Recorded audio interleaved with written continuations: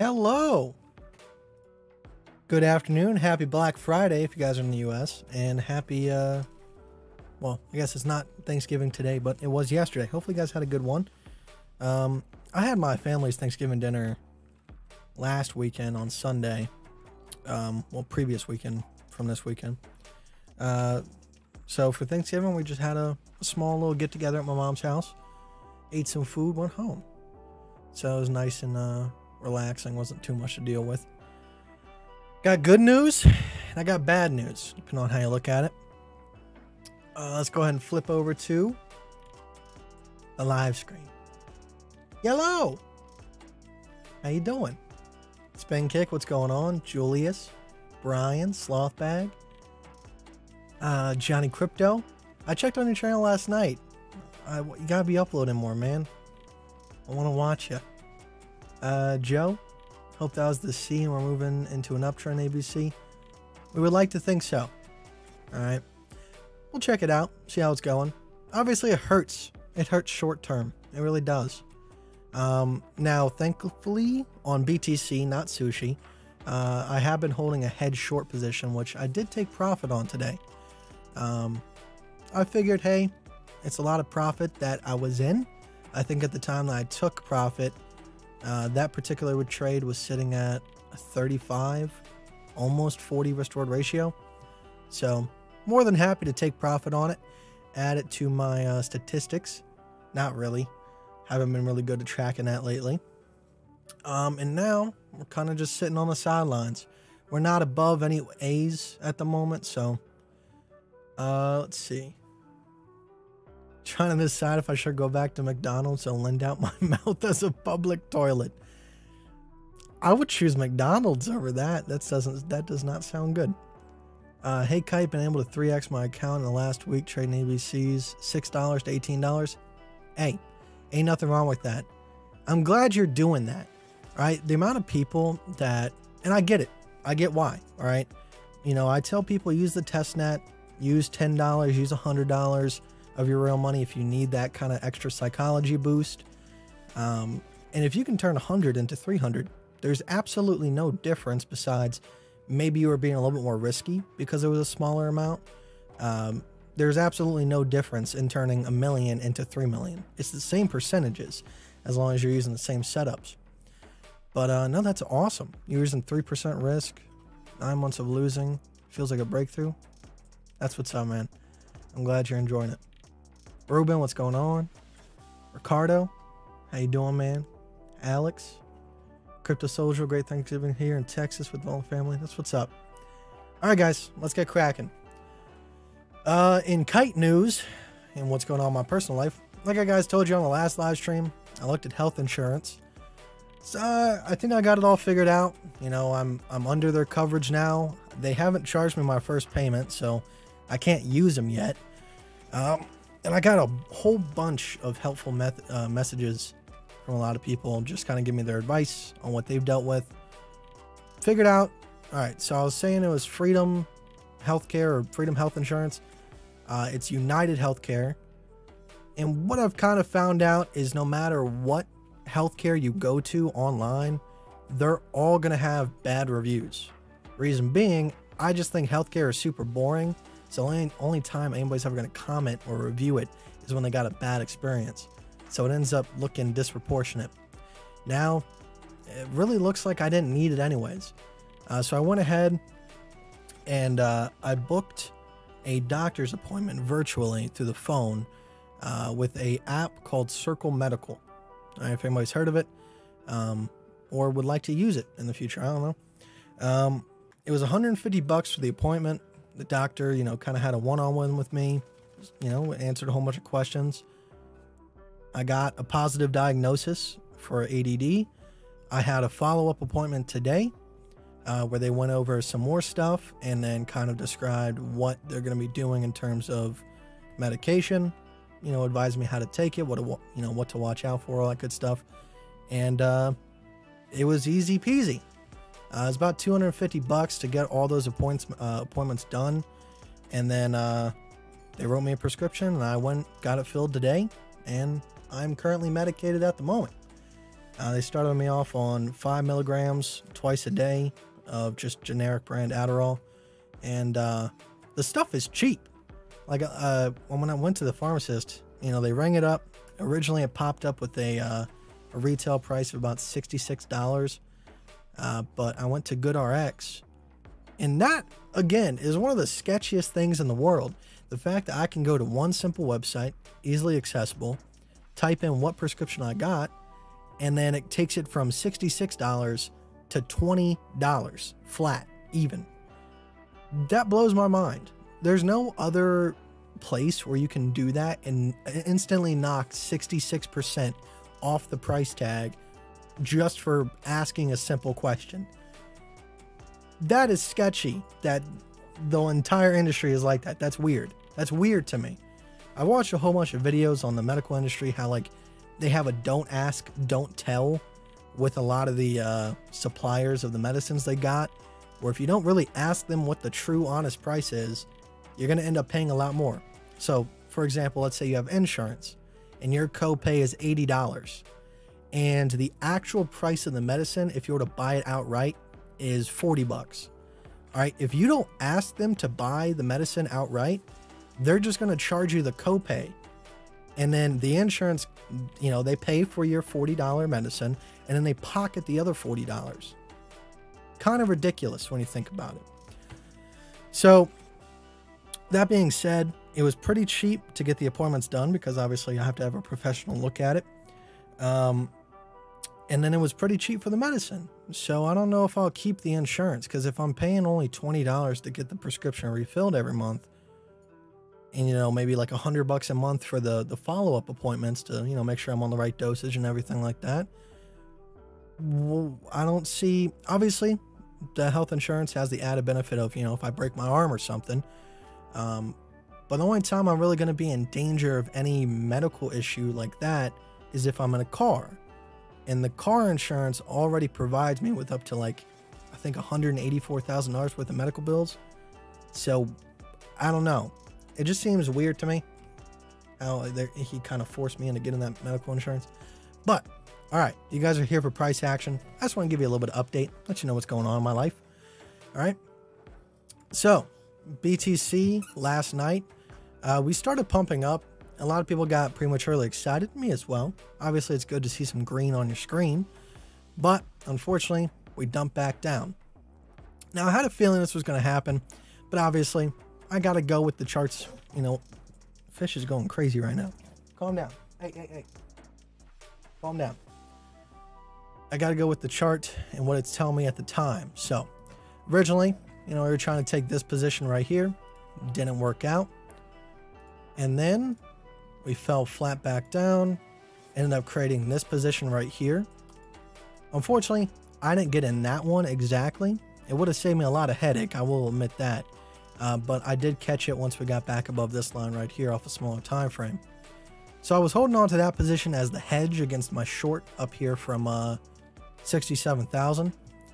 And unfortunately, dumped back down, got stopped out. And earlier today when I woke up around 10 a.m., we were sitting right about here. I took my profit because from that entry, I believe it was about a 30, 35. Might be a little bit more. Now, obviously, if, you know, it was a 37 risk reward ratio trade. Actually, no, about a 36 when I took my profit. Now, for kind of discounting the fact that I got stopped out probably roughly 5-6 times. I'm not quite sure what the number was, but it was probably up there. That drops down to about a 30 risk reward ratio trade, getting stopped out on that hedge position right there. So still pretty good. Love to see it. And right now that gives us a new setup. So we have a downtrend right here that broke into an uptrend. And then we have a downtrend right here after putting in a lower low. If we come back above 55,144, I'll be re-entering that long. And like I said, I'm holding on to it. I think this next push to the upside is going to be what kind of makes the final top. Obviously, it's going to come in waves. It's not going to be a straight shot. I gotta take this toy away from Fish. This is ridiculous. Get down, buddy. Get down. He's all excited because I just got home after being away for a couple hours. All right. But like I said, I think this final push is going to be, 75K is when I think we'll start slowing down. We'll start pushing up to the 85K region. I have no doubt in my mind, like I said, that we'll see maybe 6-digit numbers. But with that being said, 85K is what I've selected as my personal cash out point. Once I see that number on my screen, I'm going to exit my BTC position. Now, if a short position comes up after that, I will be entering. And like I said, I'm leaving some money in the market, about 10 to 25%, in order to take the trades that need to be taken all throughout the bear market. And if there's a little bit left in the bull market.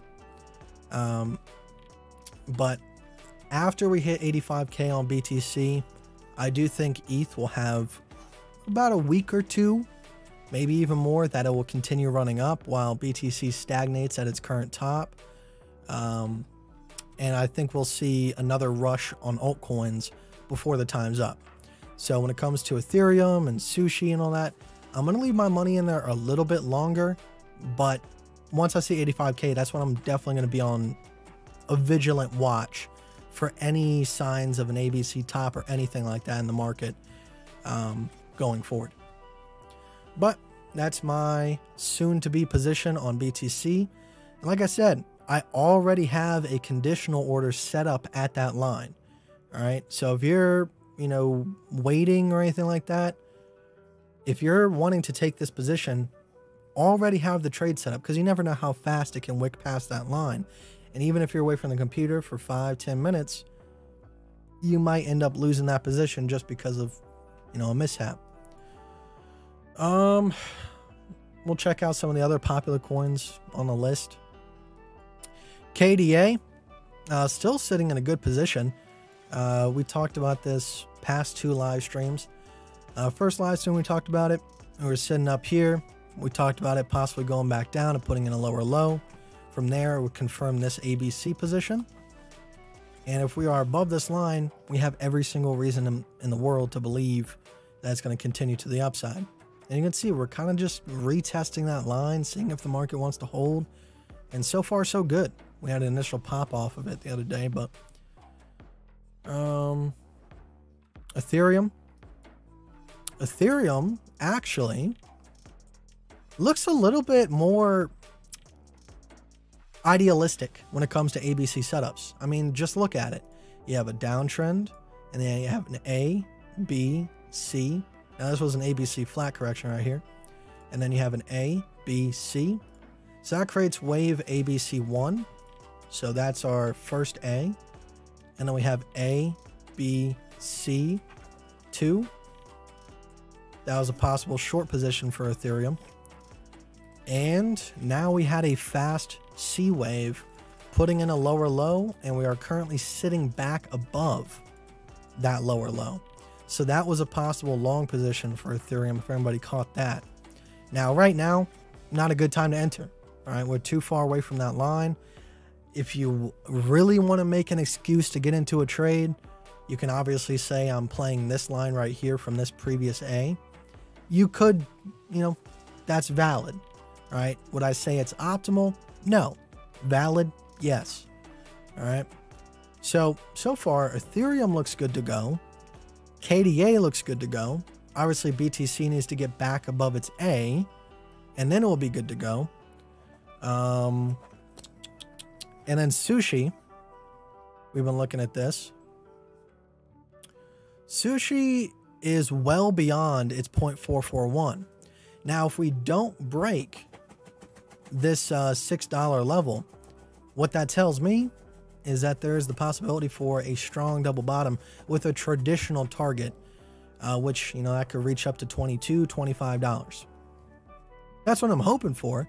But obviously, whatever the market shows us, the market shows us. Now, the official position to be in is once it gets back above $8.52. But obviously, with this, I am going to be watching the smaller time frames, hopefully for a position.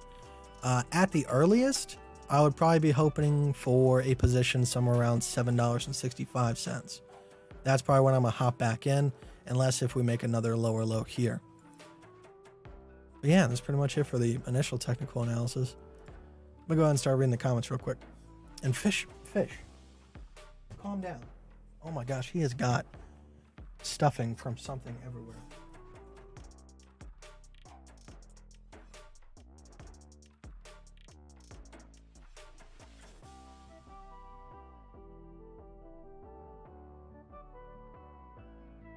My sister keeps trying to get me to buy him like these, you know, plush toys, like this little lamb chop guy.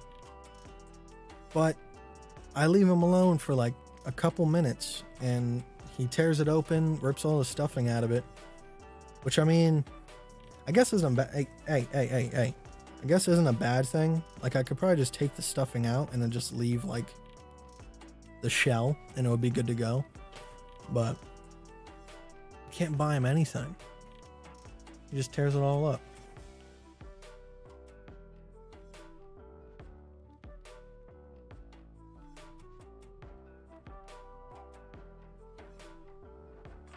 But yeah, I got United Healthcare, and I think I have the gold.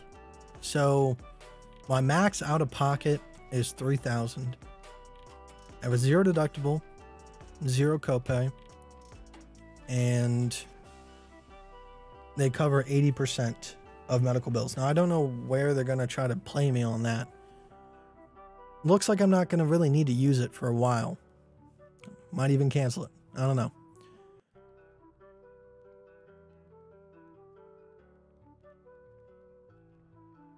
$140K in the US just for the doc to see you. I don't know about that. Yeah, I don't know about that number. Like, don't get me wrong, like, depending on what, you know, is your budget, the doctor can be very expensive. But for regular things, for my personal budget, I can afford the out-of-pocket cost for most things. You know, they wanted to you know, add dental and vision on my plan. Yes, that's good for some people, but I've looked into like getting LASIK, for example, and that's only about $4,000.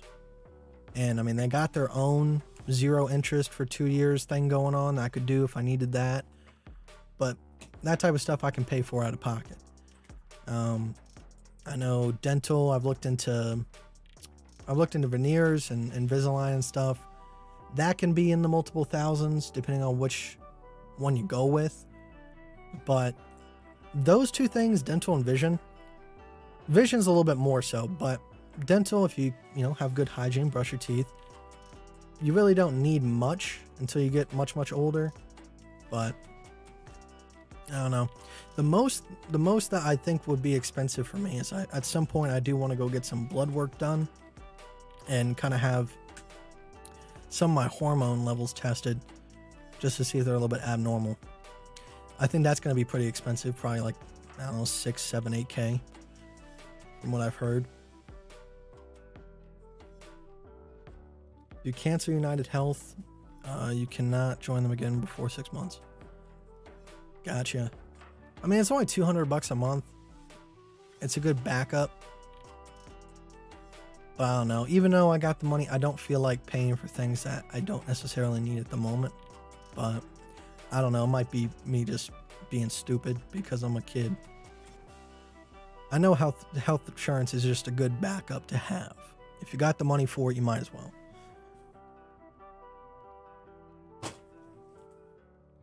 Don't get LASIK, bro. I got it. Biggest. Did you get LASIK or did you get PRK? All right, because if you go to get LASIK, they have 2 different versions that they'll suggest. PRK, I forgot if that is the good one. That's what my sister got, and my sister, you know, she has the exact opposite opinion of you. She said it was the best money she ever spent, and she does not regret it at all. But she got PRK, not LASIK. Same sort of deal, same results, but PRK does take up to a week to actually recover. LASIK, you recover within like a day.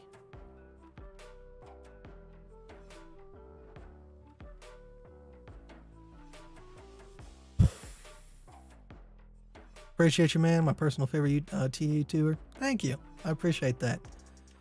Thank you sincerely for everything. All right. You're nice. You're nice. I'll check out Vet. I'm gonna always be honest. If I don't like what I see. All right. Here's what we got for Vet. All right, looks like we got a decent chunk of price action to work with. I mean, Vet looks like it's had a pretty prolonged correction, but I mean, you can count it. You can see A, B, C, and then you got A, B, C, and then you got A, B, C, and then right here you got a fast B, and then you got A, B, C, so A, B, C. So all in all, it looks like you had a gigantic correction here, and it, you know, the longer the correction and the more subwaves you can count, the strong, you know, I'm not going to say for certain, but usually the stronger the move to the upside will be. All right, because if the market has gone through so many corrections and is still showing support, usually when you do have that bounce back, it will be pretty violent. Now, in terms of where Vet would, where I would preferably get in if I was trading it, obviously not financial advice, but you have two levels here. You got the 12-cent level and you got the 12.3 cent level. Those are the two levels that if we get back above, I would be re-entering if I was in this.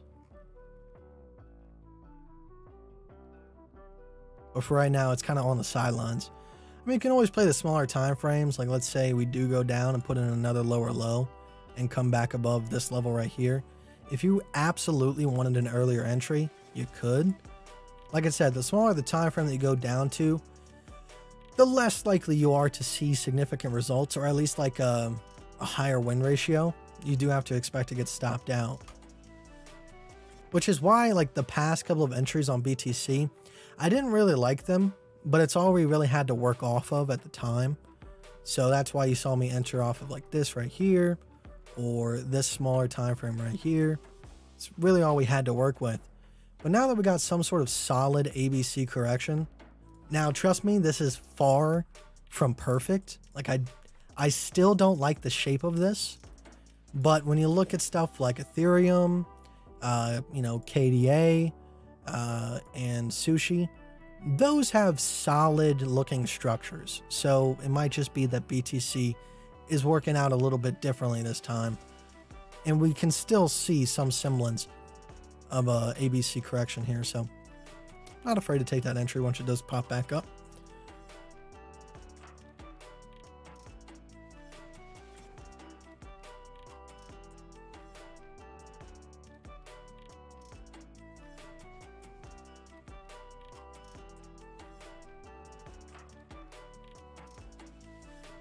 Said LTC has a nice looking setup.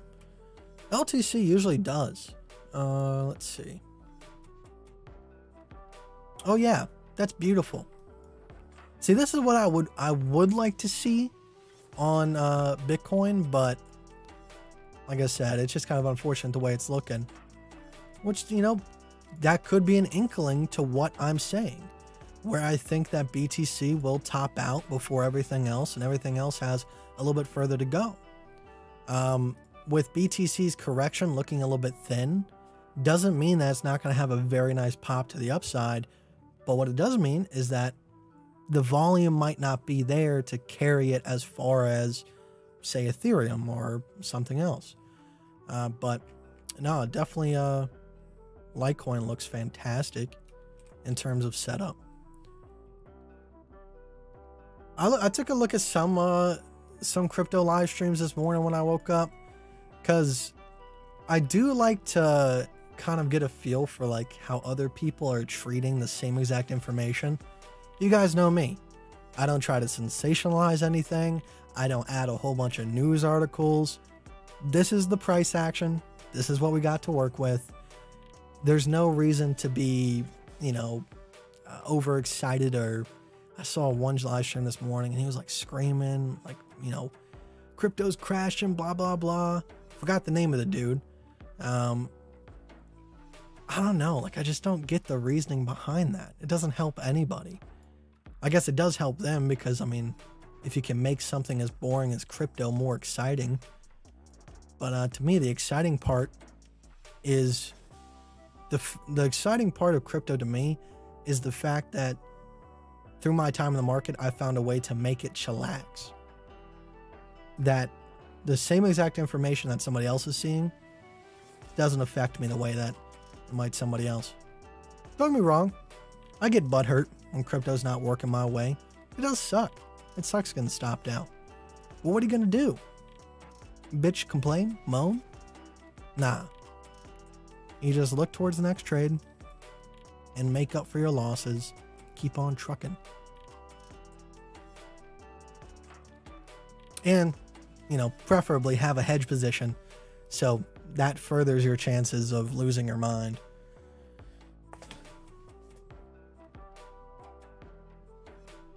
It is what it is. I saw this thing on TikTok. It's one of those, like, you know, crappy motivational videos. It's like self-help is a sickness nowadays. Like, you go on YouTube, it's just a bunch of, you know, it's good. I'm glad that that is taken a little bit more seriously nowadays. But at the same time, it's so crowded with a bunch of stupid stuff. And it was like, there is no man that is more dangerous than the one when confronted with problems goes, it is what it is. Because he's accepted the fact that he can't change anything. And it's true. It's true. It is what it is.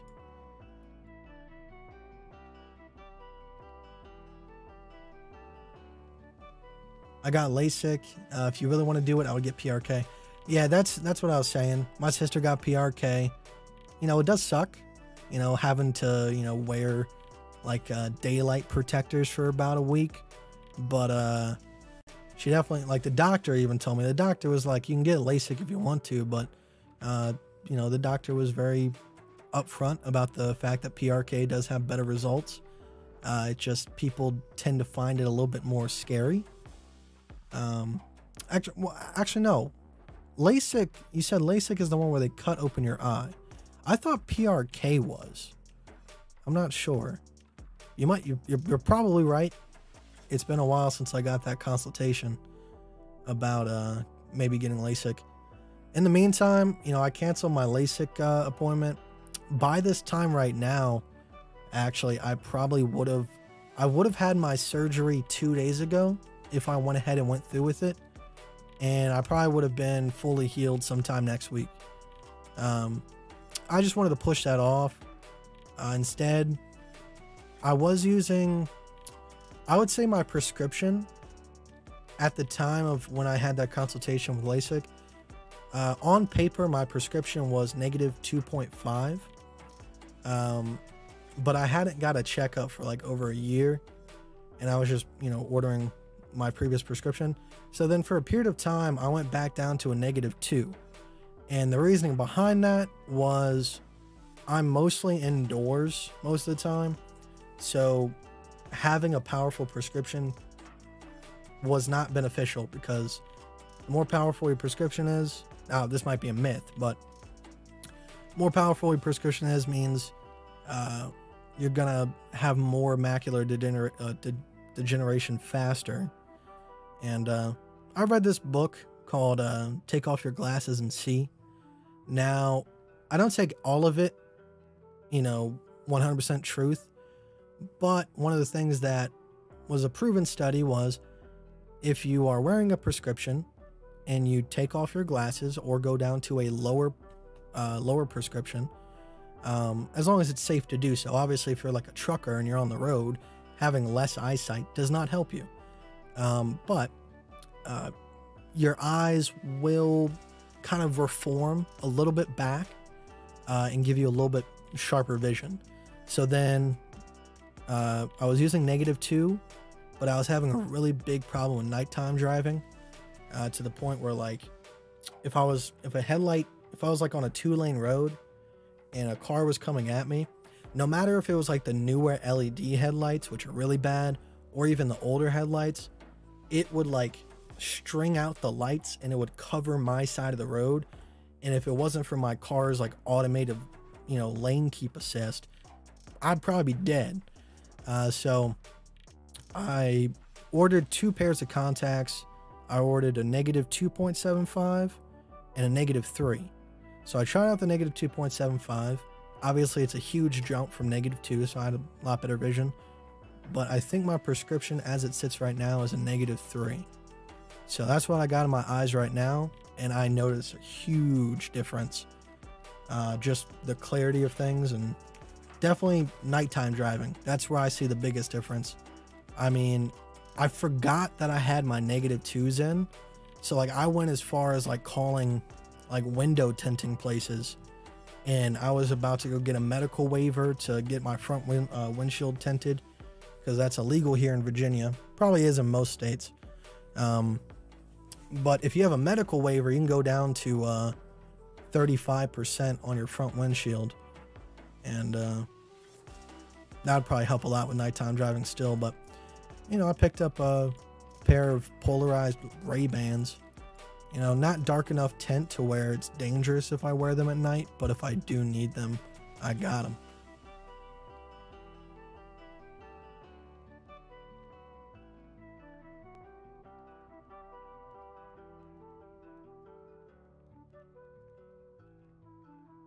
Kite, why the Bitstamp chart?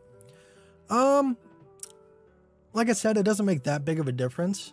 Bybit takes a couple different exchanges and then averages out the price. So Bybit is a good exchange to use, as always. But one thing that we saw in the past was particularly Coinbase and Bitstamp actually showed on the chart putting in lower lows where Bybit did not. So that caused us to get a couple positions not put in. That would have been actually really awesome. So, just for the sake of having a higher volume chart, I'm using Bitstamp. It doesn't make a huge difference, but in some cases it can.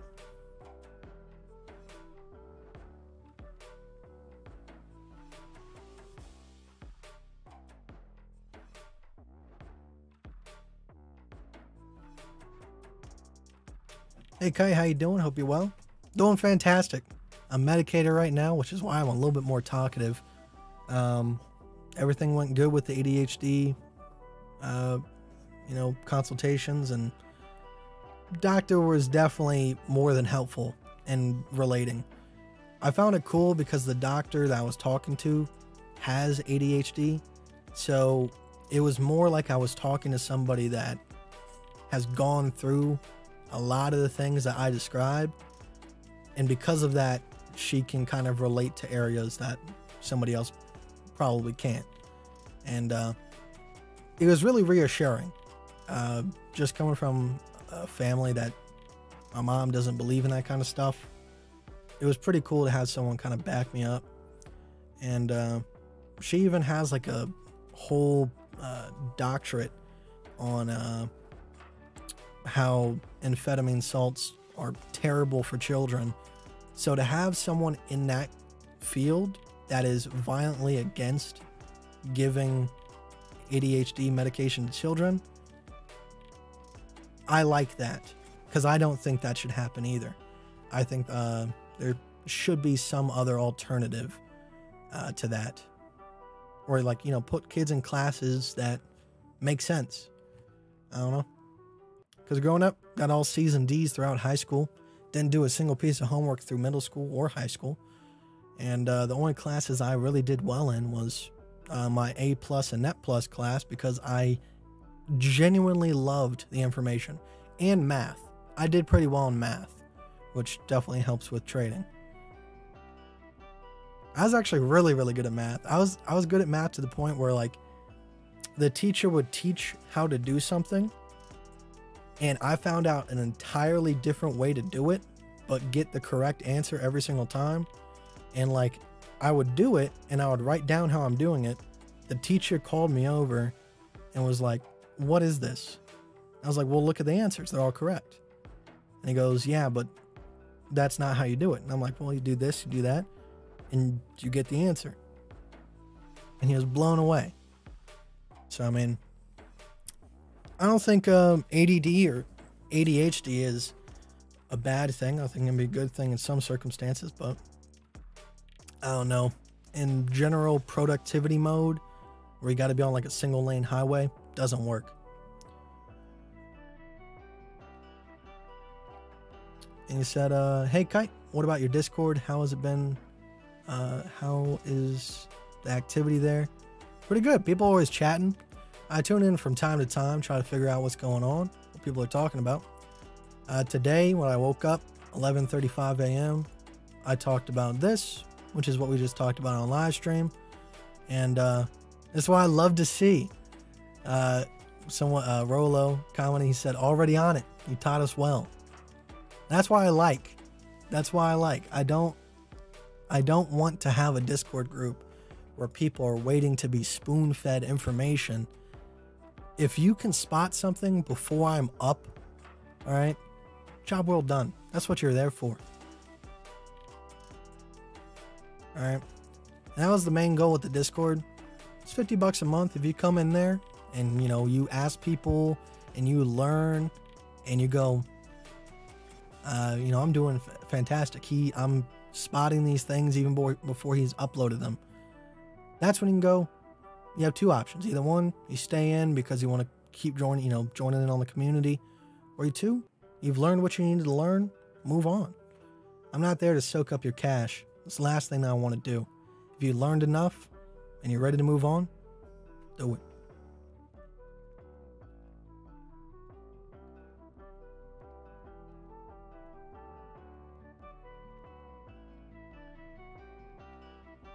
Damn, you're almost as blind as I was. Are you talking about like physically blind? Like my prescription, -3? Or are you talking about like mentally blind?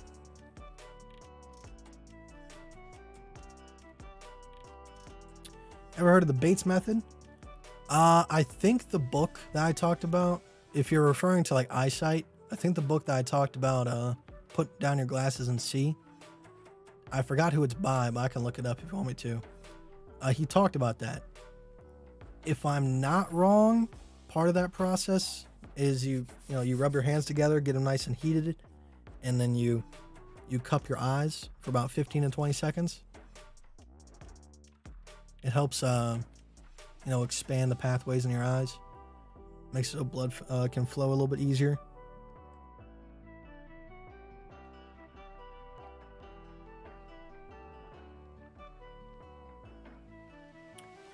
Have you signed Josh? What do you mean, Josh?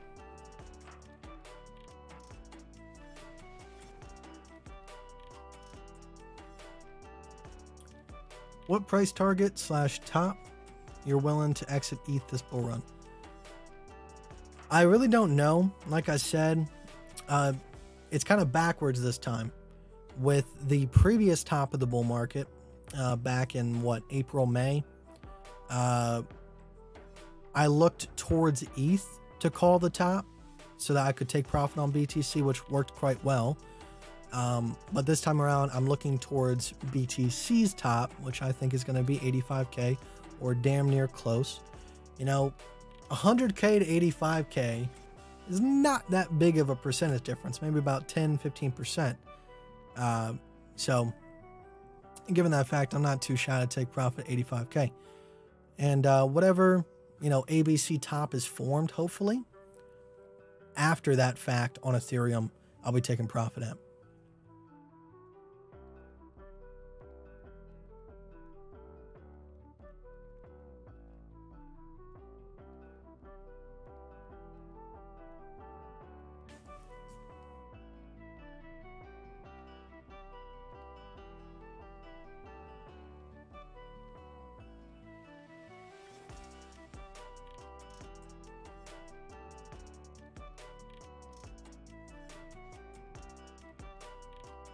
He said, "Are you still horse breeding?"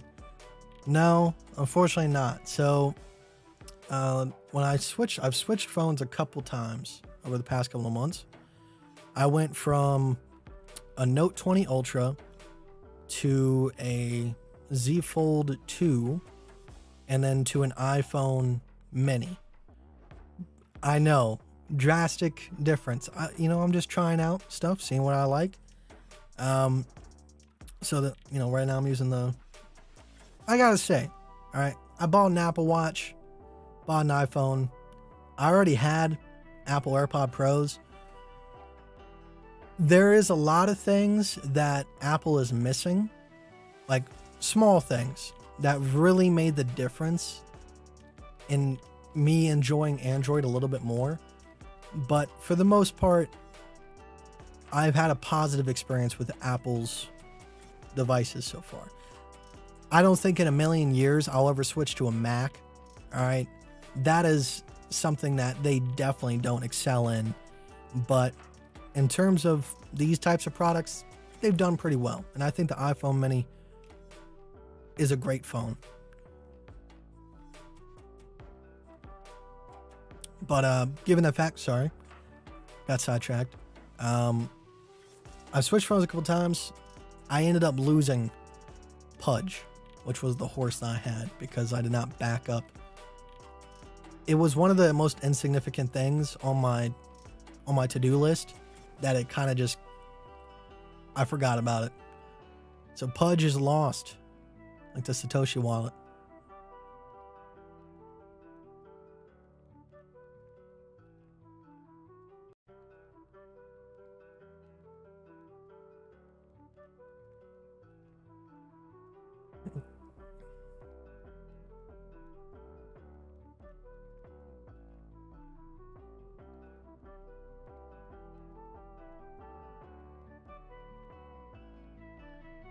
Okay, I lowered from a -4 to -3 and now -2.5. I think my eyesight got better reducing the prescription. Yeah, that's exactly what I was talking about.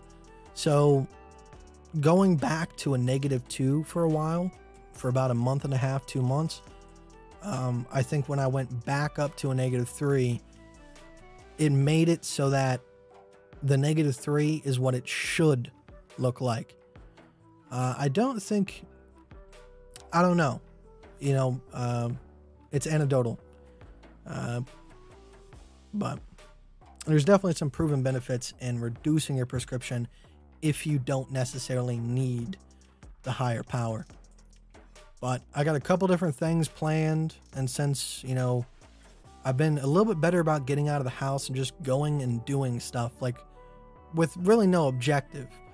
I would like to join a gym. I've been looking at AmFam recently as a possibility, or maybe just going the pleb route, the regular deal, going with Planet Fitness, just to have something to go out and do, because I find myself sometimes wanting to get out of the house, but then, like my libertarian brain kicks in, and it's like I'm sitting in a parking lot, and the only things that I can go do is consumer based. Really, like, and to me that kind of sucks. Like, you can go to the mall. What are you going to do at the mall? You're going to buy stuff. You might eat a little bit of food at the food court, but it's probably not going to be that good. You can go to Best Buy, look around. And I mean, some people like that. Some people like just to go to the store, look around, window shop. They don't really have to buy anything. But for me, I'm like an objective person. If it's not A to B, I'm wasting time. So I find myself not really getting out of the house to do much because of that. But, I got a road trip coming up here on December 7th, going up to Delaware. I'm going to grab my dad and bring him down here, because usually I go up there and I visit him for about a week or two. But I figure this time he can come down and stay with me, see how the other half lives. And that's why I need the higher prescription at the moment, because I am going to be doing a lot more stuff on the road. And especially, getting medicated. I haven't done Adderall that much in the past. When I have, it's usually to, read a book or something. But I don't know. Today I took it, and about 20 minutes afterwards, I mean, I'm just driving down the highway, and I thought it was on a psychedelic. You know, like everything got more crystal clear, and almost like the colors were brighter. And I don't know, it felt good to be alive at the moment. I didn't find myself skipping from song to song to song. I could just listen to one song and enjoy it. So, I mean, I'm excited about, you know, trying this out for a little bit and seeing what it does for my life, and hopefully it helps the consistency of the live streams for you guys. That's the biggest thing on my list, because I'm not doing these live streams to, you know, pump up the algorithm or make more money. I do these live streams because I like it. And I don't know, the past couple of months, I just found myself not really wanting to. Not because, you know, I don't enjoy sitting on here with you guys. It's just, I don't know, I just couldn't find the motivation to do it. And the market, you know, the market was good at some points, but it definitely wasn't like, you know, a crazy ride like the beginning of the bull market.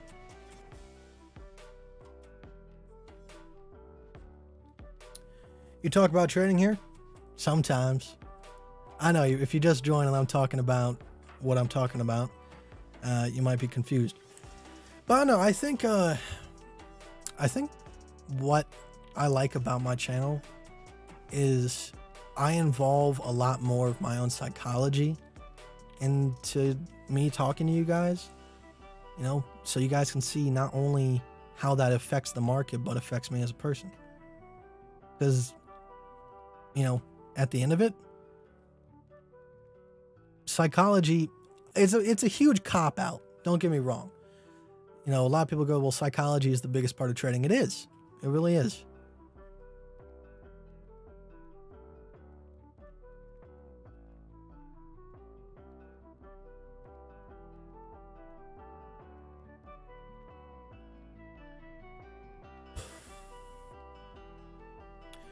Can you update us on how the account's going? How much are you risking per trade?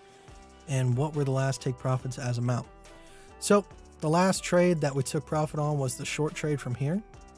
And we made about 60% to our portfolio. So we started off with 1,000 and now we're at about 1,500 because I did lose about 4 to 6 trades trying to catch that long as a hedge position. So right now we're about 50% up.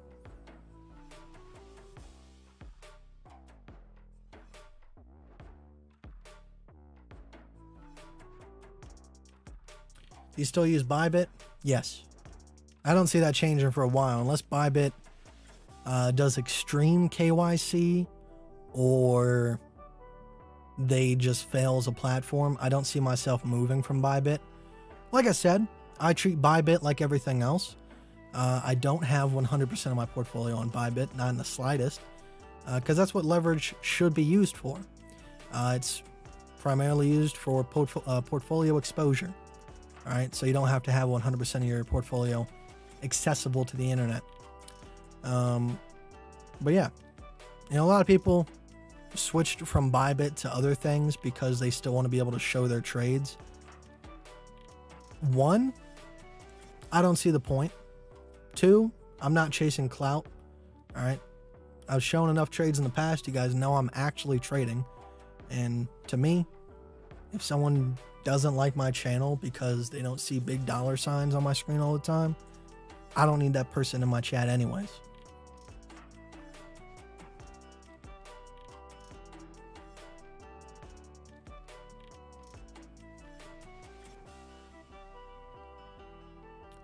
How come you switch from Galaxy Fold to a smaller phone?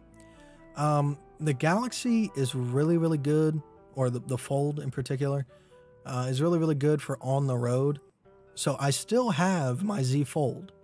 All right, I didn't give that up. I bought it outright when I bought it, and it was not an inexpensive phone. All right, so I'm letting my cousin use that for a little bit because I want him to experience having a car with Android Auto, because it just enhances the whole entire car experience. But once he gets a new phone, he's gonna give that back to me. And my phone has a hotspot. So even if I don't have a SIM card in my Z Fold, I can use it all the time. If I'm at the house, I have Wi-Fi. If I'm in the car, I have Wi-Fi. If I'm at a hotel, I have Wi-Fi. So if I need to have something in terms of like almost like a laptop, definitely the Z Fold is the way to go. But in terms of the weight of it, having that in my pocket all day wasn't the move. So having something like a little tiny iPhone mini, you know, pretty much the same exact size as the iPhone 4, but with a bigger screen, is fantastic. And Apple CarPlay definitely blows Android Auto out of the water. 100%. Like, I hate to admit stuff like that because, you know, I do like to talk trash about Apple. All right. I don't like a lot of Apple's business practices, like right to repair and stuff like that. I don't like that. But I do have to give them, you know, I just gotta be honest. I gotta give them props where the props are due. And the first product that I really did that with was the AirPod Pros. I had a pair of Samsung wireless earbuds, and then after those got chewed up by fish, I went and got Apple AirPod Pros, and I gotta say, they're pretty fantastic. For what they are a little bit pricey, but pretty fantastic.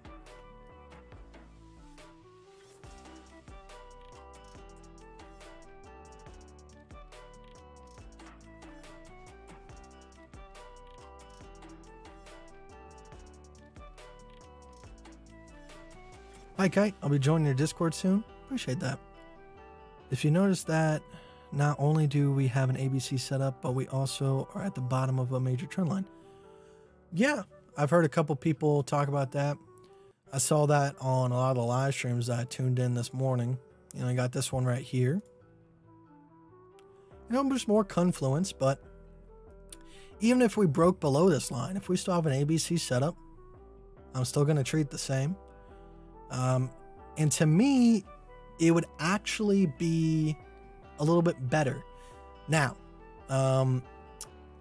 depending on how you're looking at it, when we like to count ABCs, we like to say this is a 1, this is a 2, and this is a 3.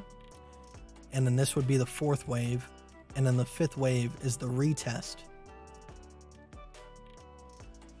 So it would look like that. So if you're talking about traditional Elliott wave, which a lot of people that have been in the past on my channel have seen, we used to look at 1 and 2 and 3 and 4 and 5 instead of ABCs. But if you notice, 1, 2, and 3 are within an uptrend, and then 4 will break the uptrend, and then 5 will retest the uptrend. So all you're really left with is 3 trends. 1 big uptrend, downtrend breaks the uptrend, and then 5, which is the C, retests it.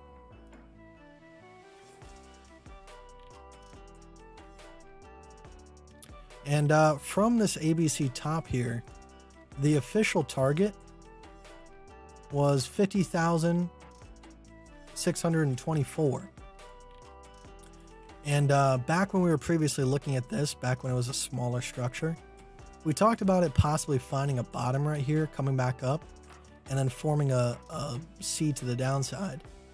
And our target when that happened was 52,755 for the 1.618. So this was the generalized area that I had for a bottom back when we were up in this area right here. So I mean, it's still working out that way, but obviously not picture perfect to what we wanted it to be.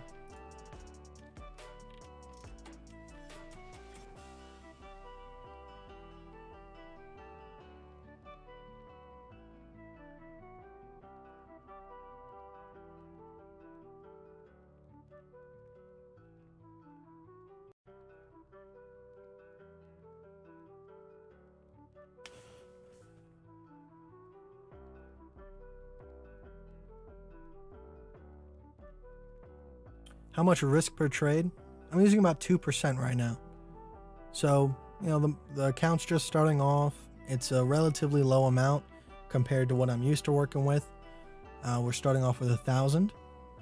You know, once we get to 5K, 10K, I'll probably drop it down to 1.5 to 1%. And then once we get to 20, 30, 40, I'll drop it down to 0.5. Because the whole point of building an account, obviously, you want it to be a good mixture of what is the chance that I lose everything and what is the best way to get profit. So obviously there's an optimal number called Kelly criterion, but we always want to err on the side of caution. So if you're trying to hit like a dollar count, you might want to stick with 1% and not go lower. But for me, it's all about security of the account. So if the account's worth 1,000 and I'm using 2% risk, which is 20 bucks, and then we hit a 30 risk reward ratio trade, we make $600. But if the account is worth 10,000 and we use 2% risk, or 20,000, we use 2% risk, that's $400. So then if we hit a 30 risk reward ratio trade, it comes out to $12,000. So big difference, same percentage. So I can use less risk, aka 0.5%. Now would come out to about 100 bucks. Yep, 100 bucks. So then we'll make $3,000 using a quarter of the risk that we were using.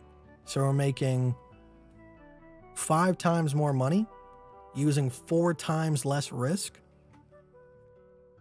That's the whole point of it.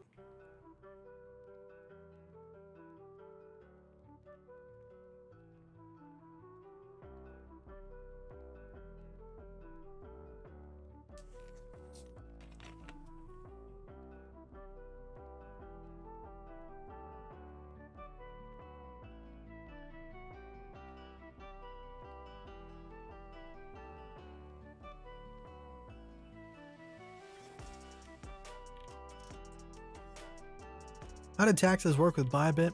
What's the best to just transfer to say Coinbase? So, don't quote me on this. Seek help from a professional tax guy. That's what I do.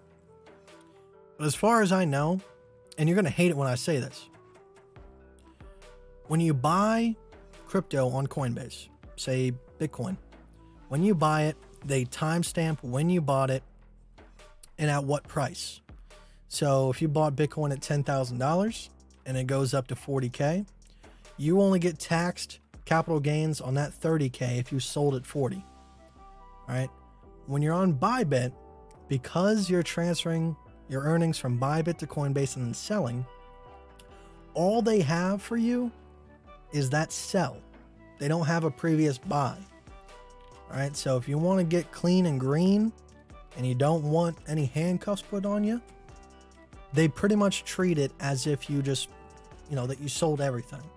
All right. So you sold $80,000 at 40K a piece. Even though you might have only bought it at 22, you get taxed on all of it. Now, there are some ways around that. Like I said, I'm not the smartest when it comes to taxes. I definitely overpay on my taxes, but it's the fact of living in my world. All right. If I'm using these types of means to collect income and I don't want any eyes looking at me, you better bet your bottom dollar I'm paying more than what I'm supposed to, because that keeps them off my back.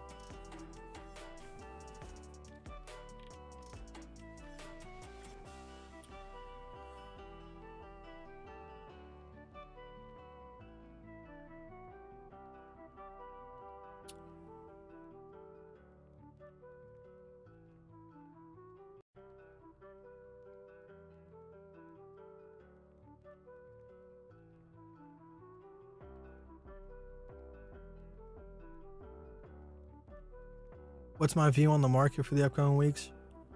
I think we're close to a bottom. Like I said, we have been for quite a period of time. But with us putting in this lower low after forming this, pretty sizable trend shift here, this does look like an ABC completion once we get back above the 55 150 level. But when you look at Ethereum already has a completed ABC. KDA already has a completed ABC. Litecoin, pretty damn close, if not already. So, market looks like it wants to bottom out within the next couple of days. With that being said, I think when this bottom hits, we're going to pretty quickly go back up to 68, 70K. Past that point, I think we're going to have a breakout. I think the market will start slowing down somewhere around $75,000, $76,000, and then have one more run up. Hopefully, you know, like I said, I don't doubt we can see 100K plus. But for me, I'm taking profit 85K and calling it quits. Like I said, that's just my main portfolio. Me taking profit on stuff that I've accumulated all the way back at $3,000. That's where I'm taking my profit, letting it sit on the sidelines for 1-2 years until we get to the bottom of the bear market. And then I'll reinsert as I see fit. I'm still going to be trading. I'm still going to be on live streams. I'm going to be here for the foreseeable future throughout pretty much the entire market. Nothing's changing around that fact.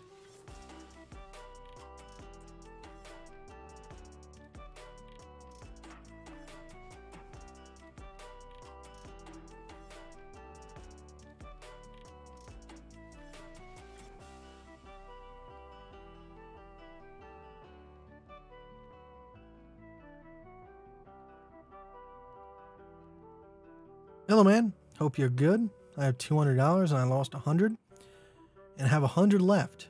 Can you tell me a good coin to double it? I don't know if you're new to the channel, but that's not really what I'm into. All right, here's what I will say.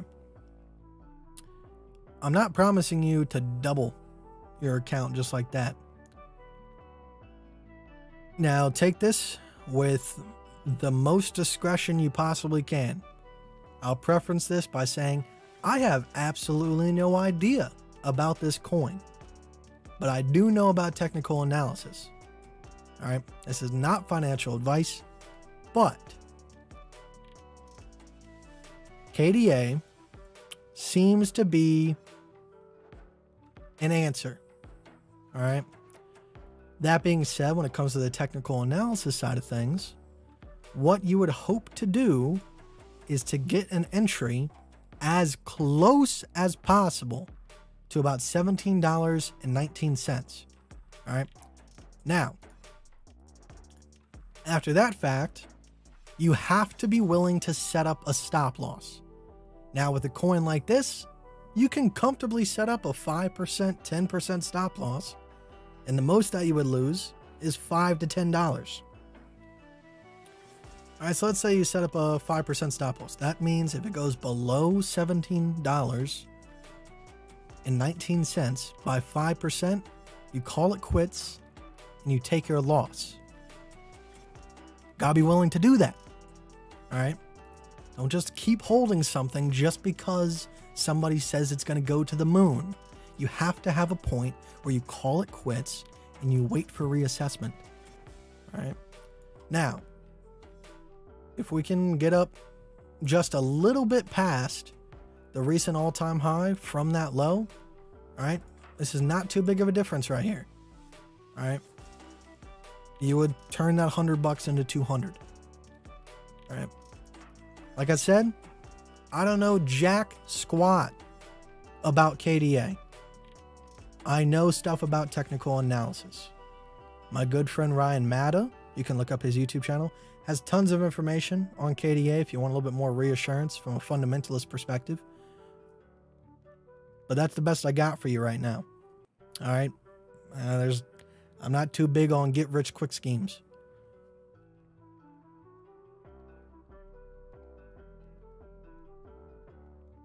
Sorry for me like doing that all the time. I like to have my foot underneath my left thigh. I don't know, it's just comfortable for me to sit like that. And sometimes I fall out of that position.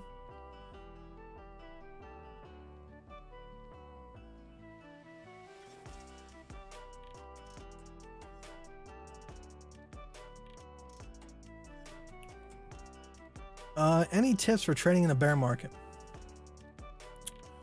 And the fact that, like you said, I heard it's a lot harder. I would debate that. I think the reason why people say it's a lot harder is because of the psychology involved with it. So let's say that you're trading perpetual, like inverse perpetual, which means you have to physically hold the coin and trade it against contracts, meaning like $1 US. Because of that fact, when the market's going down, your account is losing value. So you, on the other hand, are doing everything in your means to keep that value from dropping. So you're taking positions that really don't need to be taken, and you keep doing dumb stuff. That's one point to the side of it can be harder, but you have the option of trading USDT. Now, I get USDT. It has a little bit of a stigma surrounding it recently, but as of right now, it's still a usable coin. All right, and I'm sure Bybit wouldn't just screw you and say, goodbye, your USDT's gone. They would probably force you to go to inverse perpetual before anything bad ever happens. So you can trade not inverse perpetual, USDT, so that when the market's going down, you're not losing value. And then you can take properly the positions that need to be taken to increase that value. I don't think trading in the bear market's any harder or any easier. It's a different direction. That's all it is.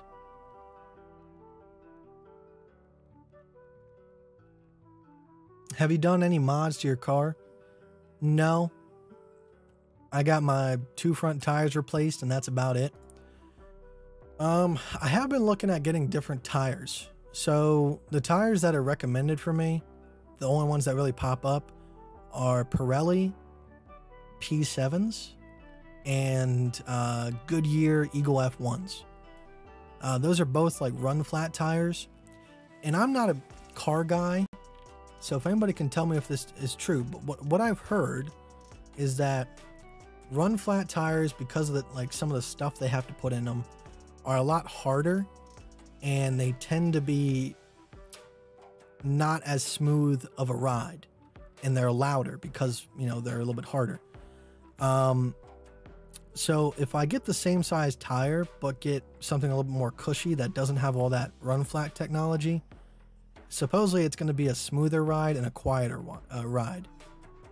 Let me know if that's true. So I have been looking into that, and usually because they're not run flat tires, they're a little bit cheaper as well. So, but besides that, when I did get my 2 front tires replaced, he said there was a bend in my wheel on the front right side. He said it wasn't enough to the point where he wouldn't let me leave that day with the car. He just said I'll probably notice or have already been noticing some vibrations coming from that side, coming up through the steering column,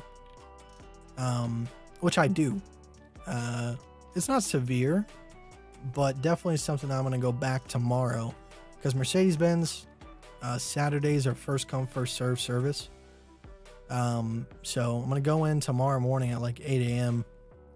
and they just got to heat up the wheel and then bend it back into place. So I'm going to have that done, and hopefully that just makes it smooth and quiet. That's what I'm hoping for. That's what you want from an S-Class. You want as smooth and quiet as possible. I'm the type of dude where I don't like feeling connected to the road. All right, I know some people like that grippy, sporty experience. Me personally, I'm not that type of guy. I like cars. Now that I've owned a couple, but I'm definitely not like a sports car driver.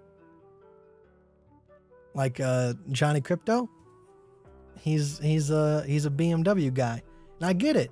Like BMW, I think is definitely the sportier version of what I got, and they, because of that, they're a little bit better in some areas. I know I think it's the Series 8 is what is equivalent to an S-Class if you're going with BMW. I definitely know for the two cars versus each other, I've looked extensively at them, and the BMW definitely has a lot better handling. But in terms of like the luxury of the car, like, you know, just the little things, I think Mercedes blows them out of the water. Just being fair. I give props where props are due, but, you know, they got certain things going on for each of them.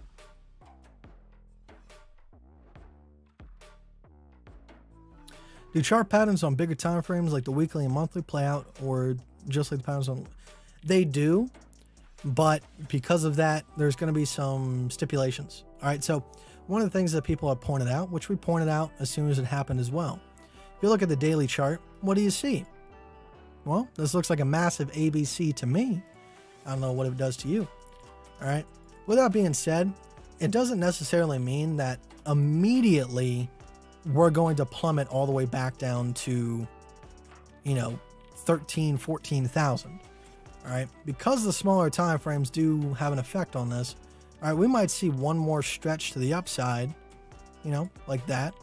And then, you know, this comes into play. And from that point, that would give us a little bit higher of a target of about 16,000, which I don't know. It seems respectable to me.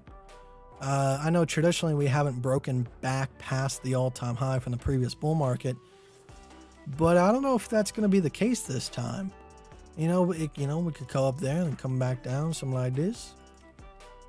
Because, I mean, it wouldn't be that much. It wouldn't be like we're coming all the way back down here. It would just be, you know, a little bit past this line. And then maybe after a week or maybe a couple days, we pop back above it. That could be what happened, you know. Could be what's going to happen. I don't know.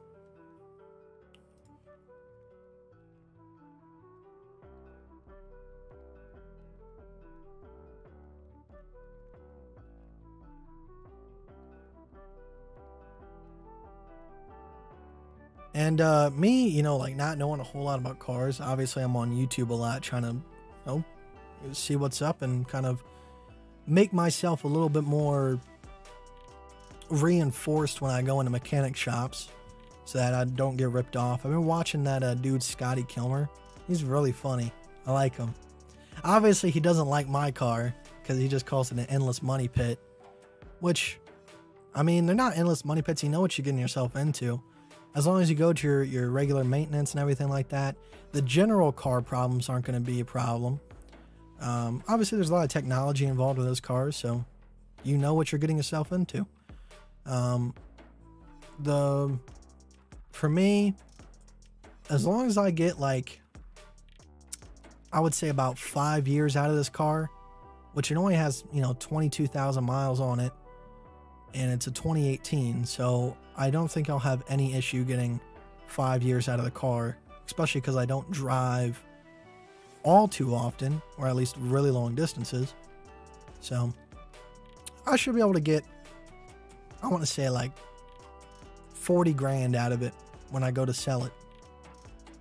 I bought it for 80,000 after taxes, so I think a respectable, you know, 35, 40 grand would be good. I'm not, you know, naive when it comes to that. I know those types of cars don't hold their value as well, just because when people buy them, they're very wary of all the problems they can have.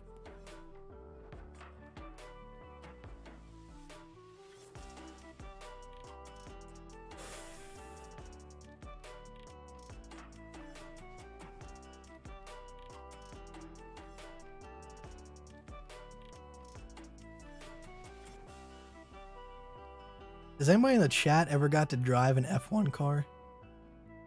Like, not like an official one that they actually use on the track. I've looked into it, and a couple of the F1 tracks, they offer, like, you can go there, sign up.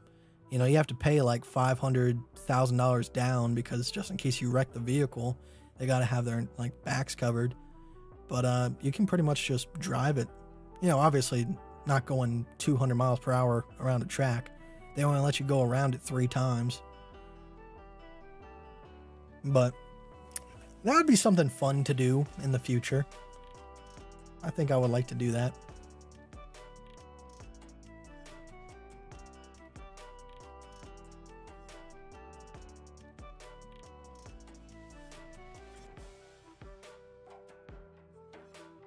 Run flats are the worst. Yeah, I mean, I've heard multiple different things. Like, run flats, they sound good on paper, but I don't know. Like I said, not a car guy, so I don't have like a bunch of experience with tires.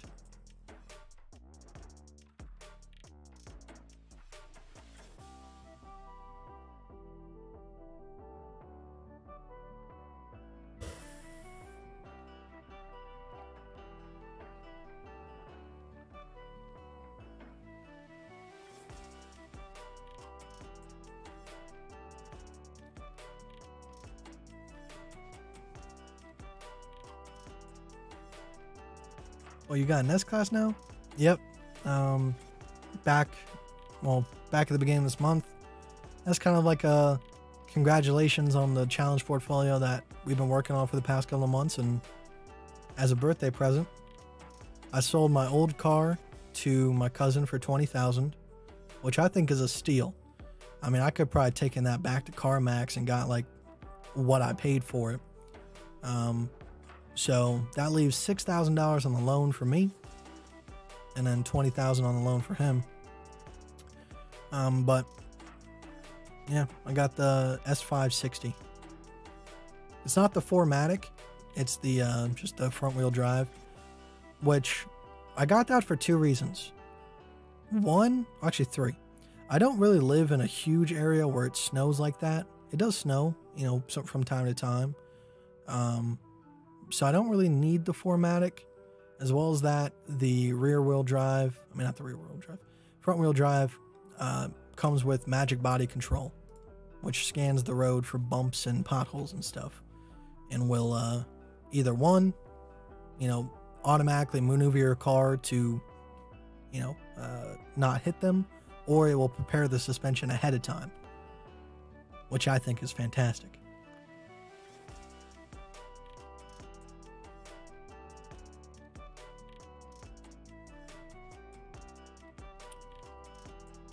Now, upon like research and stuff, like, you know, I found out, you know, the difference between like superchargers and turbochargers and why manufacturers use them. My car has a twin turbocharger, and now that I know what they do, I definitely understand what's happening. So like when I step on the pedal in sports mode, obviously it goes, but like there's a little bit of like, I would say like half a second to a second delay where the car really picks up speed. So, you know, I figured out that like turbochargers, they take a hot second to, you know, input that power into the engine. I think that's cool. Like, obviously I'm a computer guy. I know the ins and outs of what every single part does. So I think, you know, when I look at cars, it's almost like looking at a computer.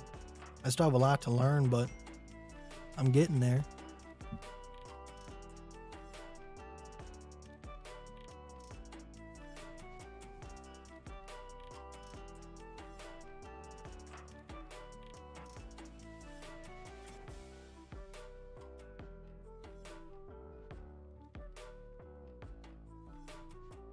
I tell you what, guys, I really do miss carbon-based life forms on the streams. It's just one of those things. Like I said, extra, you know, $20 per live stream doesn't hurt. Definitely, you know, pays for cars and insurance and stuff. And now, like I said, if we ever get to the point where, you know, I'm making $50 to $100 off every single live stream, obviously that goes into giveaways and stuff. But, yeah, as always, like I don't like to appeal to the algorithm. I'd much rather have you guys have a positive experience on the live streams and then tell friends and family that are interested in crypto, hey, you know, this kid's cool. That's what I want more than anything. I don't want people just randomly clicking on my video just because, I don't know, they like my face.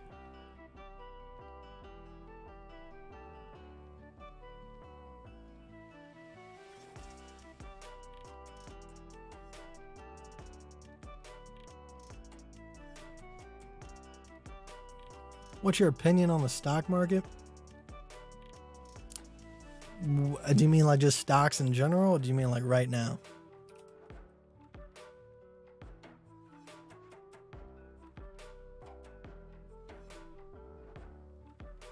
Well, stock market looks like it's got an ABC pullback going on, ready to go for one more wave to the upside before the Great Recession hits again. I know it sounds like a big joke, but that's honestly what I think. Now, like I don't necessarily think it's going to be the Great Recession in terms of like bread lines and all that jazz. I think technology has come a pretty decently long way since then, to even in the worst times, we should be able to, you know, get by relatively easily. I'm not saying people aren't going to hurt, but it should be bearable. But I think after this correction here, you know, we got a little bit of ways to go up, but I don't know. You got a whole bunch of different catalysts. You got COVID. We did not see the effects of COVID whatsoever. We saw like one little dip, and then proceed as normal. Actually, better than normal. We saw the rise of, you know, Amazon and Netflix and stuff. I don't think we have felt the effects of COVID, not even an ounce of what we should have.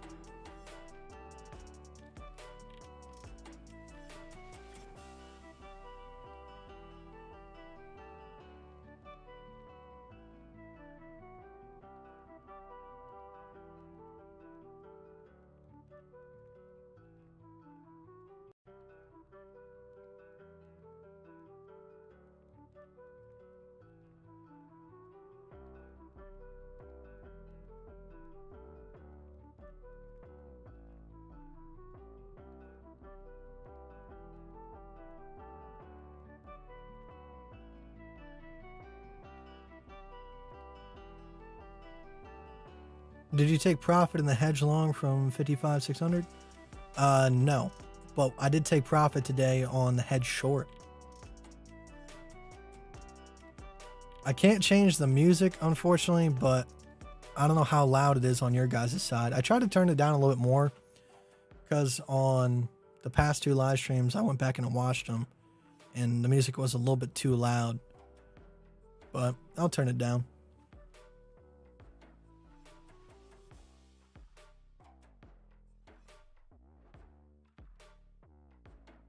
Have I done options? No.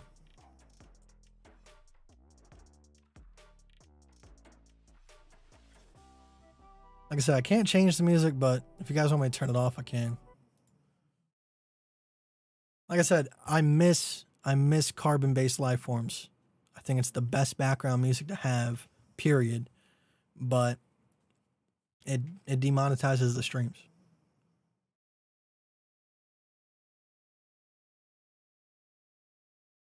Francis. Yo, Kite. Yo, Francis. Hello.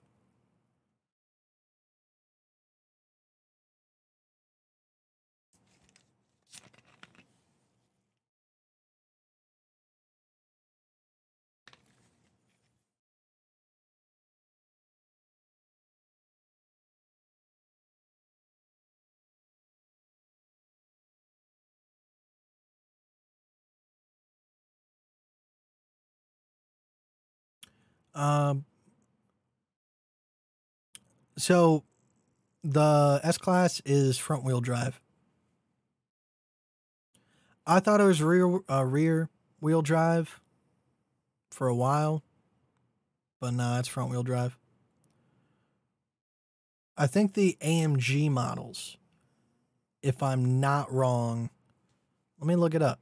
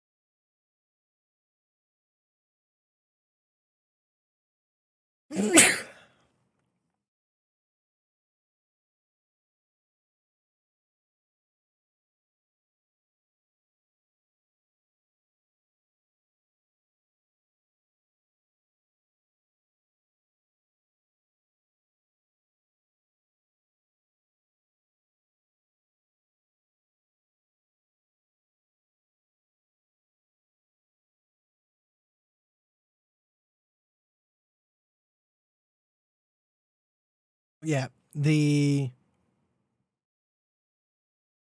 AMG models are rear wheel drive.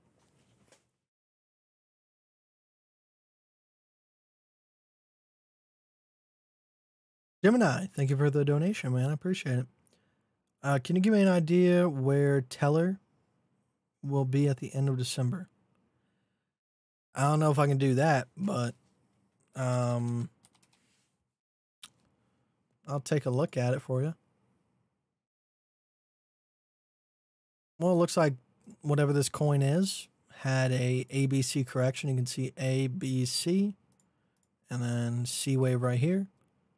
This would have been your jump in point. So you would be in Teller or long on Teller from about $48.63.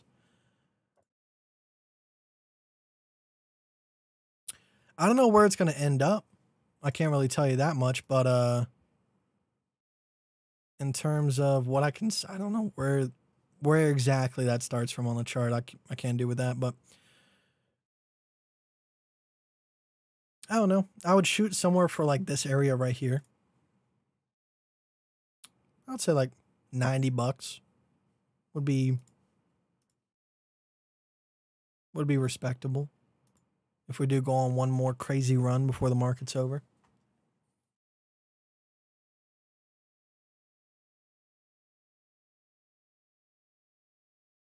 I'm new here. Do you have a new project you're doing with $1,000? Yes. I started it back when we were at our recent top. I just took profit on a short trade from 67,000. Currently, the account's sitting at about like 1550. No more New World. Not right now. I just lost interest in it. Like the grind from 0 to 60 was really fun. But then once I got to 60, and with all the problems that game has at the moment, I just walked away from it. I don't know if I'll be going back, honestly. But I don't know.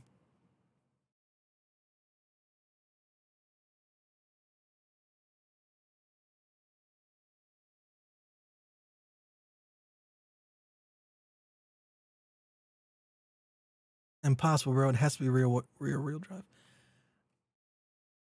I am almost positive it's front wheel. Like I said, the sports models, the AMGs, are rear wheel, but I'm almost positive that mine is front wheel drive.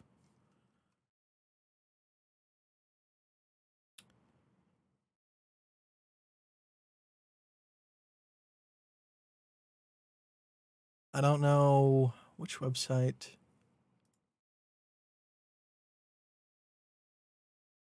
So the V12 is what the AMG models have, and those are rear wheel drive. But I'm looking for the S560.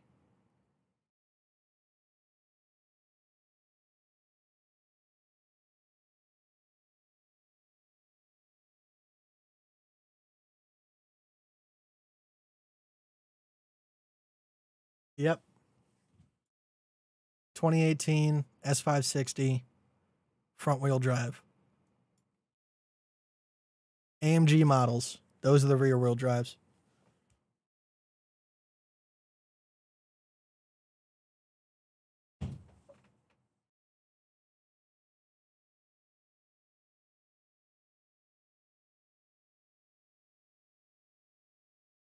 Now, I don't know what difference that makes in the car.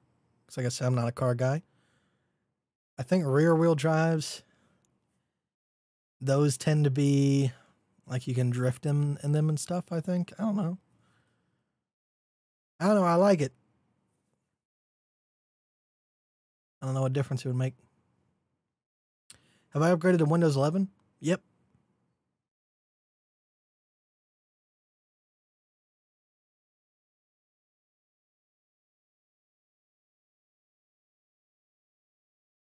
Please show foot. I'm good.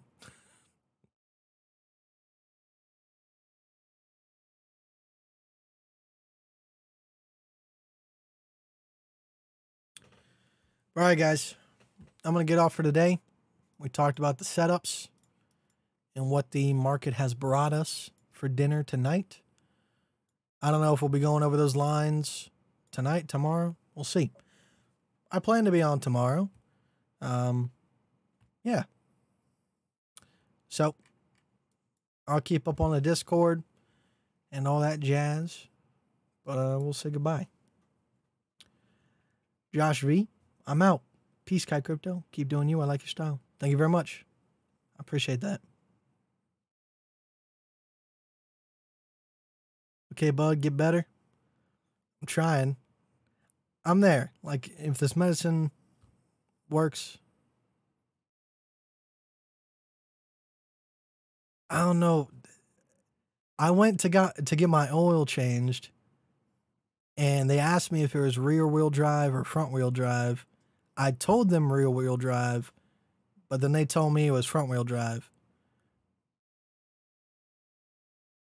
I don't know, man. Like I said, I mean, I'm just going based off of what it tells me. I don't know how to spot the difference unless I like jack my car up. All right, guys. I appreciate you very much. I'll see you on the flip, and see how the market's looking. All right, let's go ahead and get the little jazzy jazz going on.